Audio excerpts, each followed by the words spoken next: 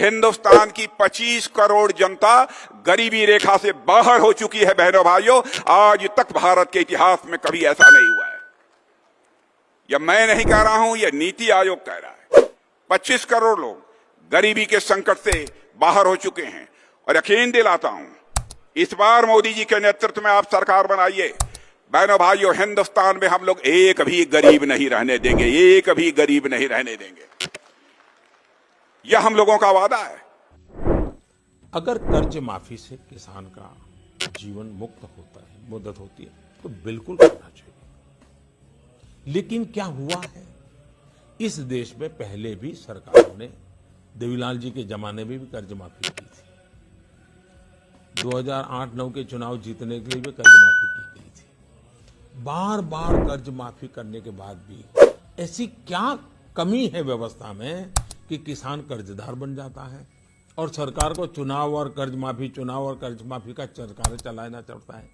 अगर गलती से भी कांग्रेस आ गई तो फिर तो आपको सरकार से मिलने वाली सारी मदद ये बंद कर देंगे। कांग्रेस आई तो मुफ्त राशन मिलना बंद हो जाएगा।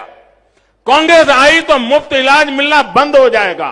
कांग्रेस आई तो किसान सम्मान निधि के पैसे मिलने बंद हो जाएंगे। कांग्रेस आई तबाही लाई। जहां जहां कांग्रेस आई वहां वहां तबाही लाई। कुल मिला के कहना यह है कि जो हमेशा हम लोग कहते आए हैं कि भारतीय जनता पार्टी देश के विकास से, महंगाई से, गरीबी से, बिजली से, पानी से, बीमारी से कोई वास्ता नहीं इसका, दवाई से भी।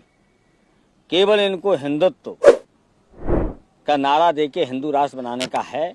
अब पूरी तरह से जब असफल हो गए हैं, दिल्ली सरकार चलाने में भी, महाराष्ट्र में भी, उत्तर प्रदेश में भी, गुजरात में भी, तो ये केवल धर्म के आधार पर अपने वोट बटोरने का तरीका है, जिससे देश तोड़ने का पूरा षड्यंत्र है भारतीय जनता पार्टी की सरकार। इसमें केवल प्रदेश की सरकार शामिल नहीं है, यहाँ पर दिल्ली की सरकार पूरी तरह शामिल है। नागपुर जहाँ आरएसएस की ट्रेनिंग होती है पूरी तरह शामिल है। आपको गांधी परिवार के बेटे बेटी का विकास करना हो तो फिर कांग्रेस को वोट दीजिए। आपको मुलायम सिंह जी के बेटे का भला करना है तो फिर समाजवादी पार्टी को वोट दीजिए। अगर आप लालू परिवार के बेटे बेटियों को उनका भला करना चाहते हो तो आरजेडी को वोट दीजिए। आपको शरद पवार जी की बेटी का भला करना हो तो आप एनसीपी को वोट दीजिए।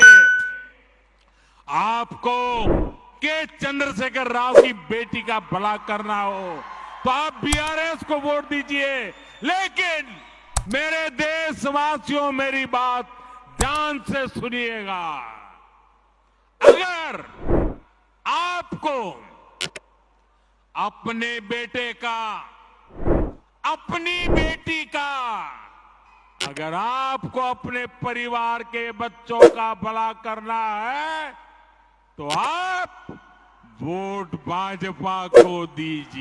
आप 7 एमपी जिता के अपने ही पैरों पर कुल्हाड़ी मार लेते हो। वो 7 के साथ तो आपके इलाके का काम नहीं होने देते ना जी, ये नहीं होगा, साइन नहीं करते। और 2.5 करोड़ रुपया मिलता है 6 महीने में, यानी कि 5 करोड़ एक सांसद को मिलता है साल का। कहां खर्च हुआ बताएंगे? इसीलिए तो टिकटें कटी हैं वे सबकी। अब और देंगे, अब नए दे हैं, तो इसीलिए हम कह रहे हैं हम काम करना जानते हैं, तजर्बा भी हो गया, सब कुछ हो गया। आप दिल्ली के लोगों को, 2 करोड़ लोगों को फिर मेरा आह्वान है कि इस बार संसद में भी केजरीवाल, तभी बनेगी दिल्ली और खुशहाल। ये हमारा नारा है और ये हम आपसे वादा करते हैं कि हम पैसे कमाने या कोई घोटाले करने वाले नहीं हैं। हम तो अलग अलग फील्ड से आए हुए लोग हैं।